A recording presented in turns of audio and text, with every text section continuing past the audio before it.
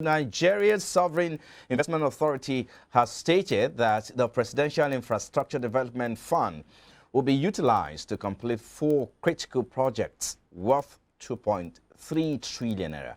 The authority also stated that part of the fund was being deployed for the construction of the Lagos-Ibadan Expressway, Abuja-Kaduna-Zaria-Kano Road, and the second Niger Bridge and Mambila Hydropower project. The Nigeria Sovereign Investment Authority also disclosed its delivery of 16 security vehicles to the Nigeria Police Force to help boost economic activities on the Abuja-Kaduna-Kano Road. All right, let's bring in our guest now, Mr. Olushola Popola. He's a policy analyst and founder of Rich Vision Cooperative. Thank you for joining us. We appreciate you for your time. Let's look at this. Are you there, sir? Yes, I can hear you loud and clear. Okay. Thank you for your time once again. I mean, if you look at the project, of course, the government says it's going to spend about 2.3 trillion naira on this project, particularly the second Niger Bridge. You have the Lagos-Ibadan Expressway, and of course, you have Kaduna Zaria Road, Kano Zaria Road there. These are some of the ongoing projects in the country at the moment. It's either one is being, deployed in terms of rehabilitation, and then you have the second Niger Bridge, which is ongoing at the moment. So what's your assessment of, first, the ongoing project and the pace at which construction is going, and secondly, the money being budgeted or the fund being budgeted for this project? Okay, thank you once again for having me on the program. You see, we must commend the government to some certain levels and having the initiative to do what should have been done a long time ago.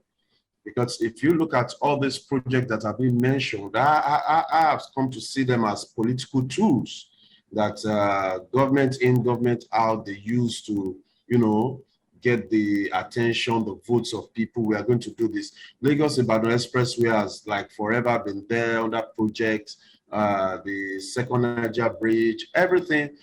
But that it's been commenced and been done. It's something that is commendable. Then the process of doing it is another thing entirely, and the amount of money that is being voted into it. Just recently, the Minister of Finance was looking at the work in progress that is going on the second Niger Bridge.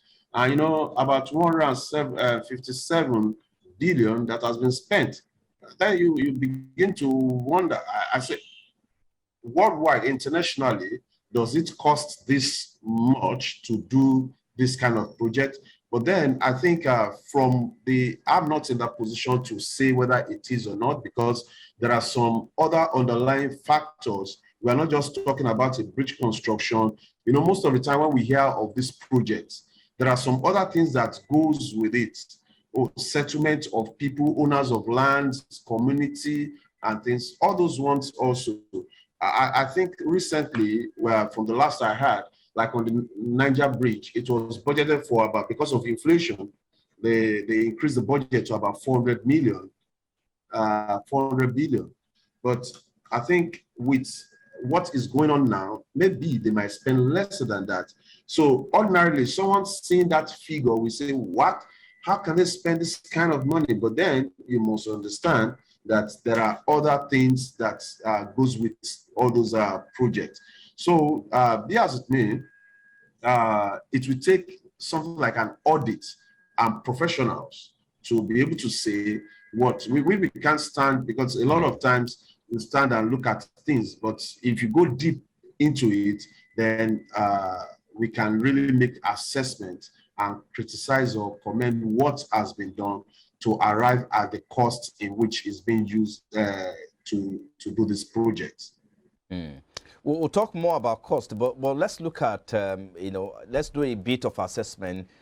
Some will say, yes, the government has done well in the area of infrastructure across the country, and some other will disagree with that that notion or that narrative, as it were.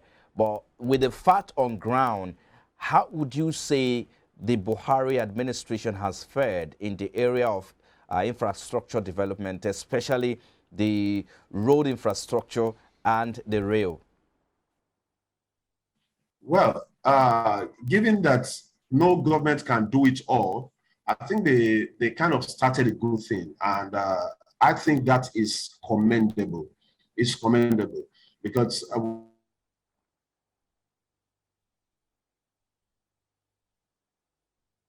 hello, Mr. Pukola. Can you hear me? Well, I think we're having issues with... I can hear you clearly. Oh, okay. I think you should continue from there, I can please. hear you. Please continue your thought. Okay. All right. Continue. I said continue with your thought.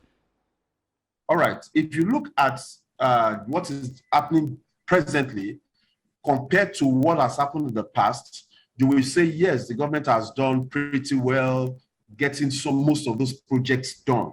But if you have to look at it at what should have been, you will say we are very backwards in most of these things, because most of these infrastructures that we are celebrating today, I give kudos to the people that are working, they are doing well. But then you look at it, what should have been done or what can be done with the kind of resources that are available to us. If you benchmark it on that basis, you will say the government have not really done well. But compared to the past, what we've had in the past and what is happening now, we can say it's doing well. Look, even though these projects, most of them have been like forever, but we are seeing most of them coming to completion. Like on the second Niger bridge, just like I've watched pictures, videos on it. Let's say it's almost about 91% completed. So there's a kind of drive by this government to see that most of those projects, the Abuja-Kano road, the yes. Lagos-Ibadan, the second Niger bridge, you see that there's a kind of drive to see to completion that this project, because that's something that happens in most when government is transiting. If government starts something, this other one, they abandon it, it becomes like an abandoned project.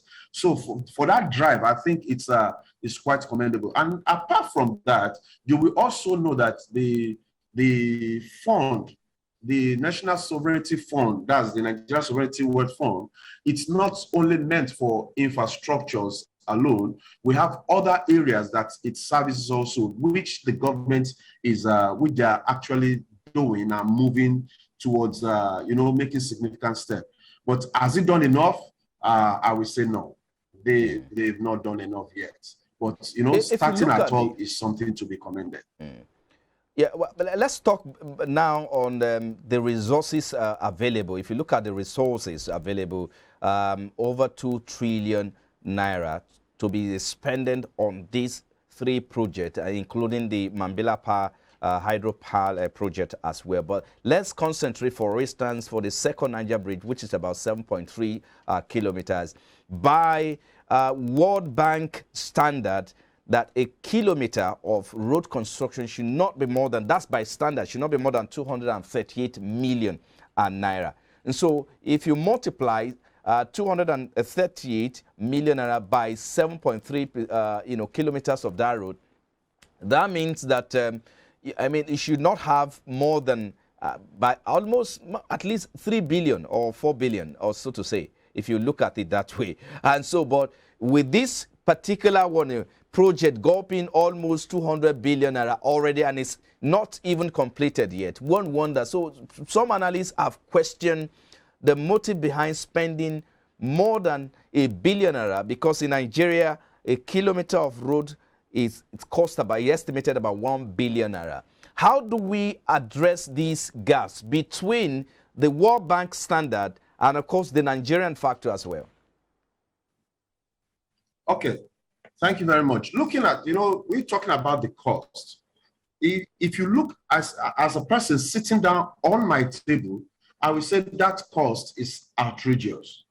And most of the time, it is always better to address these issues at the budget conception stage. not at the implementation levels. Now, when maybe it now depends on how exposed were people to the figures when they were budgeted.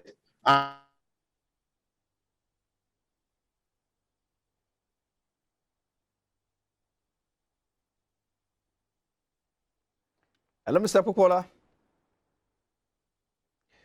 Well, I guess we're having another day here with the internet issues and trying to. I'm aware you're back, so go ahead. The internet is trying to mess with our minds today, but we hope we'll go through it together. So continue with your thought there. So now I said most of when we want to challenge costs, it's always better to challenge cost at the conception, at the budgeting session period. That's when we challenge the cost. But when the project, the money has been allocated, it is now left for the people to now see how effectively the funds are being managed. Now, by World Bank standard, that amount budgeted, it's outrageous ab initio. It is, I don't know how they came about it, but if it was not challenged then, or if it was defended then because the World Bank standard, I don't know if it has inculcated or if it has factored in inflation, if the World Bank standard factored in the settlement of the area boys and everything, did it factor in settlement of the towns and everything like that before they arrive at their cost? I'm not justifying that amount in any way, but I would have preferred that we would have contested the cost of building this bridge at the beginning. Some people sat down. I'm sure maybe they made it public. Maybe the public ignored as at the time it was first of all presented. But now at the point of implementation, it will financially, it will not be okay for you to start challenging the cost, except for if you now go to on site and say how much was spent here, how much was budgeted. Then when you start seeing them spending above the budget, that's when we start calling them to question. But if the budget was not contested at the beginning, or if it was contested and justified, there's little or nothing that we'll be talking about as at this point. That's my own personal opinion. I felt if you are to contest and judge the cost, it should be at the budgeting when the projects were first budgeted for. Because now they are running to their budget. They will tell you, at least we presented this budget before the House of Assembly, president or whosoever they presented it for, and people accepted it. So whatever was built in there, so they are the ones we would have contested them if we had the power to. But unfortunately, I don't think that's the case in this scenario. Okay. So when the budget is on the way, to contest it might be a little bit, maybe an external body completely that can query the initial budgeting process of this project. Apparently, these figures, were not. Nobody contested it, and so probably, of course, we have enough resources to play with this time. But when we come, we'll take a break now. When we come back, we'll look at now with these resources. How fast do you think we can, complete this project such that we can begin to see the economic significance, the impact of... Hello, can you hear me? Hello? Yes. Mr. Alushola, okay, let's quickly take a break. When we come back, we'll look at all of this together.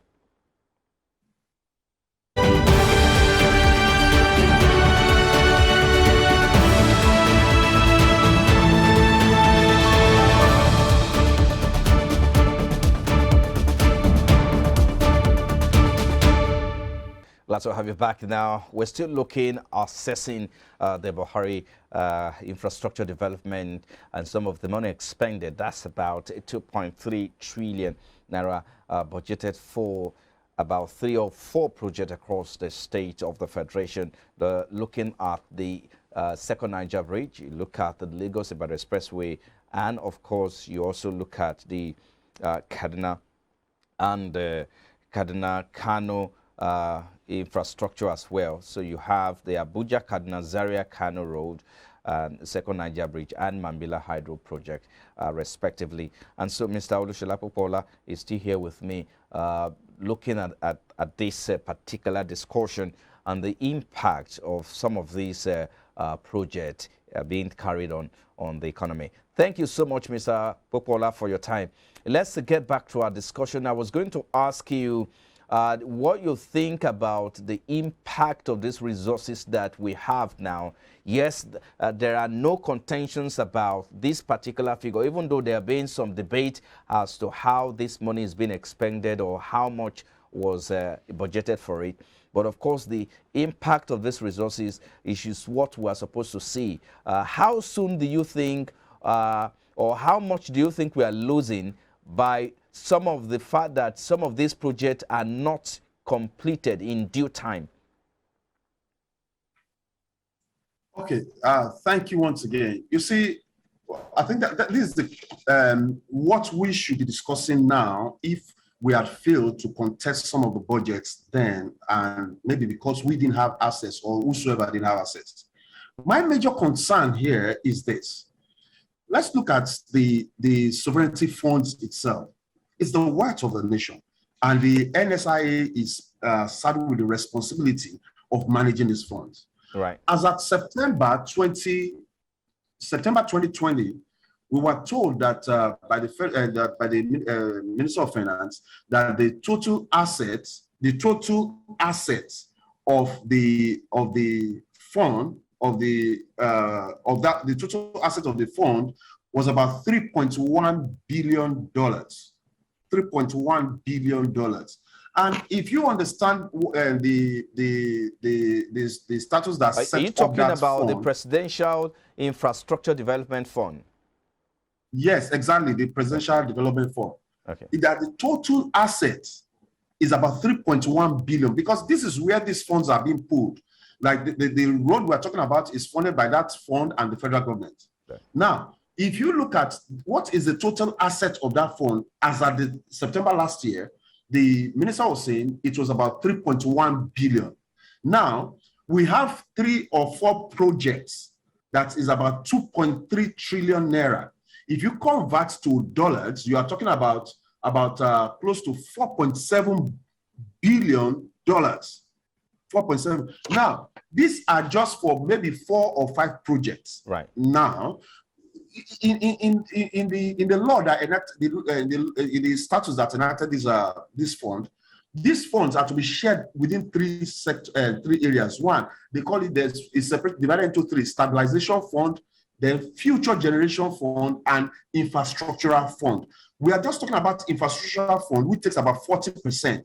Now, listening or hearing these figures, now I begin to ask, how much is this fund generating? If we had a total figure of about 3.1 last year, and it's supposed to, the fund is funded by excess crude oil, money from non-commodities, money that are being recovered from looted funds and things. These are things that makes up this fund. Now we're taking, what is the total amount in the fund for us to take 2.3 trillion naira, which is almost $4.something billion on these few projects? If going by the report that the total assets as of last year was just $3.1 billion. As at that time, I was even looking at, I said, if our sovereignty fund is 3.1 billion, which is supposed to take care of our future generation, that means even one man, I think Aliko Dangote is worth about $14 billion. Our own, the national, that means one man is smarter than all of us. Our sovereignty fund is 3.1 billion in assets, while Dangote is about $14 billion in assets. That the question is, what are we doing to secure? Because this is like supposed to be for interventions, current situational right.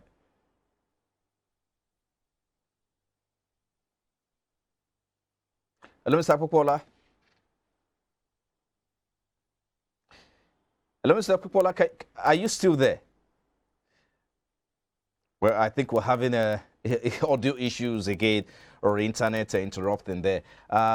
Yes. And I can hear you very well. Yeah, so go ahead. Go ahead, please. So what I'm saying is this, because I went through their annual reports as of 2020, and then you see that most of the assets, you know, we invested some of these funds in US Treasury and things that is giving about 6% returns per annum and things. And if going by that figure of 3.1 billion in September, and now we are talking about almost 4 billion on 4 projects, then you want to start thinking, is it that we don't have the figures right? What other investments are all the sources of money to that fund? Are they being reported? Do we have the total picture? Because 2.3 trillion on 4 or 5 projects, man, that has taken more than the total asset as reported of the funds. But and I this suppose, is just infrastructure, which is 40% of the total fund. But I suppose the Presidential Infrastructure Development Fund is not funded by excess crude oil account alone. I mean, that's why you're having that figure even exceeding the total asset and the amount being spent or expended on this for infrastructure that we're talking about. How do you react? Yes. Now, take for instance the bridge, the second bridge that's been constructed. You look at it that it's a joint project between, because that fund is supposed to stand on its own as a revenue generation, intervention, future generation, infrastructure, and things. And it has a percentage that is being allocated. 40% of it goes to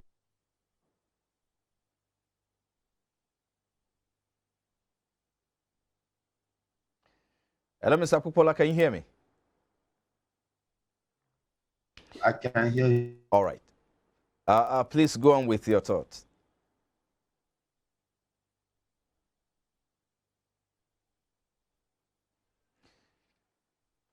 If you can hear me, please. I was going to tell you to go on with your thought. Maybe you should finish on with that thought and then to see how we can wrap up. I mean, the issue of impact of these this project that is ongoing, especially. Hello? Yes, can you hear me? I can hear you. I can hear you. Okay, quickly finish on that thought because I will ask one more question and then we can wrap it up on this particular conversation. So, thank you very much. Now, what I think Nigerians should be very much interested in, because when we make budget terminates in the year and so on. But when you talk about these intervention funds, you are talking of future generation, things that will be accessible, investment and things that become, because nobody makes money. You don't become rich by saving money. You become rich by investing. And this is what this fund is supposed to do, to invest. Look at Norway. Norway has over close to $2.3 trillion in their own funds.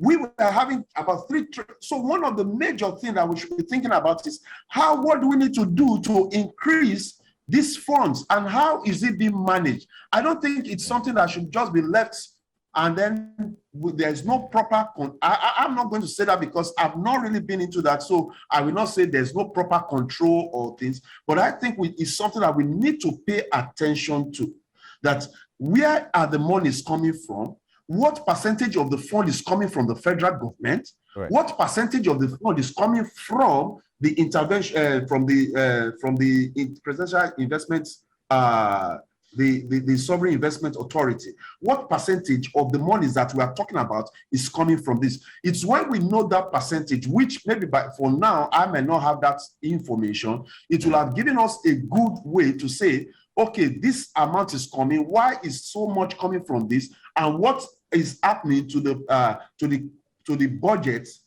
provision of capital infrastructure budget that we have in our national budget? How are we marrying them? So that's when we will be able to kind of properly criticize or talk more on how these funds are being allocated and spent. But for now, I really think the fund needs to do more. The directors, the people that are in charge, have to do more to see how we can increase what is in that fund and depleting it. Because we are talking about the future here. Yes, point taken there. Just before we go, perhaps we'll have to bring you back again some other time to look at that. But just before we go, if you look at this road, these major roads, the Lagos-Ibadan Expressway is one of the busiest in West Africa. You also have Abuja, Kaduna, Zaria, Kano there, where people transport between the northwest and the northeast. I mean, there's also that window there. You also have the Niger Bridge. That's about 7.3 kilometers of road, you know, from Lagos. The link from Onitsha to the other side in south-south, that's the major bridge, and a whole lot of activities go on there. I mean, how much do you think, I mean, we are losing at the moment that some of these roads are not fully operational, with the fact that we also have the challenge of power supply? Can you hear me? Hello, Mr. Kupola, can you hear me? Yes, I did. For the past 2 minutes, 1 minute or so, I didn't hear what you were saying. Oh, apologies for that. I was asking you how much you think we are losing for the fact that these major roads, that a lot of activities, economic activities go on, but yet we're having these roads are not fully operational because we have to fix them and rehabilitate them. The second Niger Bridge is there because that's the major east road that cut across east to south, south there, and so a whole lot of activities there, movement of goods and all of that. How much do you think we're losing the fact that these roads, some of these roads are not fully operational because of delay in completion of this project? Let's wrap it up on that note. Okay, you see, part of what we consider also is, you know, these are some of the things that gets us to this level where we look at what it's costing us. So it makes us to even overlook controls that should have been placed on the funds.